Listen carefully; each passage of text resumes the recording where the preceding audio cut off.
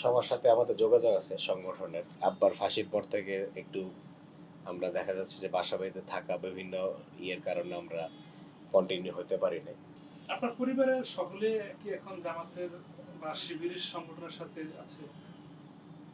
আহ, আমার ভাইয়েরা প্রায় সবাই শিবিরের সাথে সংশ্লিষ্ট ছিল, এখন তো দেশের বাইরে কর্মক্ষেত্রে অনেকে জয়েন করছে। আহ, সেক্ষেত্রে মানে একেবারে সংগঠনের ইয়ে নিয়ে মানে আহ, ধারাবাহিক যে ফরম্যাট কর্মী মানে সদস্য অথবা রোপণ বা দেশে ওই পর্যায়ে আমরা আসলে কেউ যায়নি। এই আরেকটা বড় কারণ হবে যে এই আহ, যোগাযোগের এই যে এই সময় এই আব্বার ফাঁসির পর থেকে একটু আমরা দেখা যাচ্ছে যে বাসা বাড়িতে থাকা বিভিন্ন ইয়ের কারণে আমরা কন্টিনিউ হতে পারি নাই। আর এছাড়া সবার সাথে আমাদের যোগাযোগ আছে সংগঠনের, এই জামাতের শিবিরের। এবং শুরুতে যেটা বললাম যে আব্বা তো বলছে যে তার শুভাকাঙ্ক্ষী যারা আছে সবার সাথেই একটা কন্টিনিউ যোগাযোগ, সে যোগাযোগ আছে। ওনারা ঈদের সময় বিভিন্ন অকেশনে আমাদের বাসায় আসেন, দেখা করেন, কথা বলেন।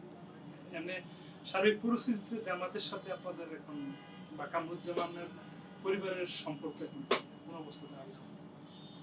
ওসব এই যে পরিবার সম্পর্ক তো ভালোই আছে। এই কদিন আগেও ওই যে মহানগর দক্ষিণের রোকন সম্মেলনে আমার আম্মাকে দাওয়াত দিয়েছিলেন, গিয়েছিলেন। তারপর বিভিন্ন প্রোগ্রামে আমার আম্মা অ্যাটেন্ড করেন, যান আর কি। জামাত ইসলাম যেরকম রাজনৈতিক কার্যক্রম আপনি এখন দেখছেন, এটা কিভাবে মূল্যায়ন করেন? বর্তমানে ৫ই আগস্টের পরে তো জামাত একটু দীর্ঘদিনের যেটা ১৫ বছরের তাদের অফিস, তারপর স্বাভাবিক কার্যক্রম সেগুলো করতে পারেনি। এখন সেটা তারা করছেন। তবে মানে ছোট মানুষ হিসেবে আমার একটা এই যে এই দীর্ঘদিন বিএনপি জামাত একসাথে তারা আন্দোলন করছেন। তো ৫ই আগস্টের পরে ওইভাবে আমরা দেখি না যে অফিসিয়ালি তারা নিজের মধ্যে বসা, যে হয়তো আমি আপনি একই সঙ্গী ছিলাম, একসাথেই ফ্যাসিবাদের বিরুদ্ধে আন্দোলন করছে। এখন হয়তো আমরা সরকারের দিয়ে চেষ্টা করবো, আপনারা ভালো করার চেষ্টা করুন, মানে সরকার বিরোধী একটা সিচুয়েশনে এই দুই দল থাকতে পারে। বা একটু ওনাদের মধ্যে মনে হয় আলোচনা হলে দেখা যেত যে বর্তমানে কিছু ইয়ে দেখা যাচ্ছে, মানে বিভিন্ন জায়গায় একজন একজনের পায়ে পাড়া পাড়ে ঝগড়ার মতো একটা পরিস্থিতি তৈরি হয়েছে, এটা মনে হয় হতো না আর কি। সর্বশেষে আমি সিলেটের এই যে ইয়ে নির্বাচন, সিলেটের এই যে আইনজীবী নির্বাচনে এরকম একটা অবস্থান দেখা যাচ্ছে। সারা দেশে কিন্তু তাহলে আওয়ামী লীগের আসার একটা সুযোগ তৈরি হবে আর কি এই ইয়েতে আর কি।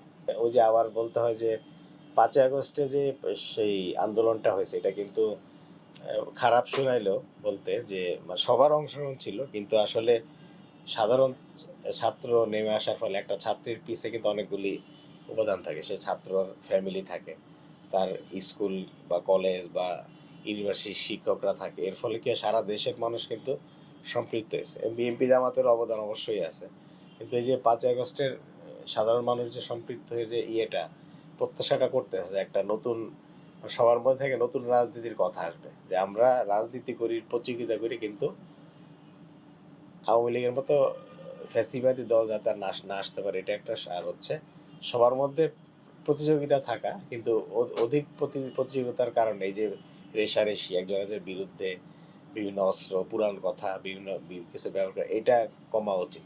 নাহলে প্রায় ৬ কোটি নতুন ভোটার, তারা দেখা যাবে যে একটা মানে মনে মনে হবে যে কি জন্য তাহলে ২,০০০-এর উপর মানুষ মারা গেল, ২২,০০০ লোক আহত হইলো, তাহলে তো আগের রাজনীতিটাই আসলো আর কি। এদেশে তরুণরা জামাতকে কিভাবে দেখছে বলে আপনি মনে করেন? তরুণদের একটা অংশ তো চায় যে মানে জামাত ইসলামী আন্দোলন হিসেবে ভালো, এটা তো সবাই বলবে, বাংলাদেশের সর্ববৃহৎ ইসলামী দল। সেক্ষেত্রে একটু পুরান রেফারেন্স, যেমন আব্বার জেলখানা থেকে একটা ইয়ে ছিল, একটা মানে চিঠি ছিল। সেটা হচ্ছে যে সংস্কারের বিষয় ৩টা ধাপ ছিল, যে আমরা অভিযুক্ত বা প্রমাণিত হই বা না হই, যেহেতু আমাদের বয়স হয়ে গেছে, আমাদের বাদ দিয়ে আগানো, অথবা জামাত একটা দাওয়া সংগঠন হিসেবে থাকলো, আর নতুন একটা প্ল্যাটফর্মে তরুণদের একটা রাজনৈতিক দল, যেটা হচ্ছে তুরস্কে, আপনি যদি তিউনেশিয়া ধরেন, ইভেন ইন্ডিয়াতে জামাত কিন্তু রাজনৈতিক দল আলাদা, আবার মূল দাওয়ার সংগঠন এরকম আলাদা। এবং আরেকটা উদাহরণ হবে পাকিস্তান, মানে ইমরান খানের দলটায় দেখা গেছে যে প্রায় 25-এর অধিক এমপি, ইভেন স্পিকার, প্রেসিডেন্ট এরা আগে ওইখানকার জামাতের সংগঠন করতেন। তো ওই যে ওইখানে স্পেস না পায় কিন্তু তরুণ প্রজন্মের বড় একটা অংশ বিভিন্ন জায়গায় যাচ্ছে। এবং এটার আপনি আরেকটা দেখবেন যে এখন যে নাগরিক কমিটি, সেটাতে দেখবেন যে ইসলামী ছাত্র শিবিরের সাবেক ঢাকা বিশ্ববিদ্যালয়ের কয়েকজন সভাপতি সেখানে কিন্তু বামপন্থী বিভিন্ন পন্থী লোকদের সাথে রাজনীতি শুরু করতেছে বা করতেছে।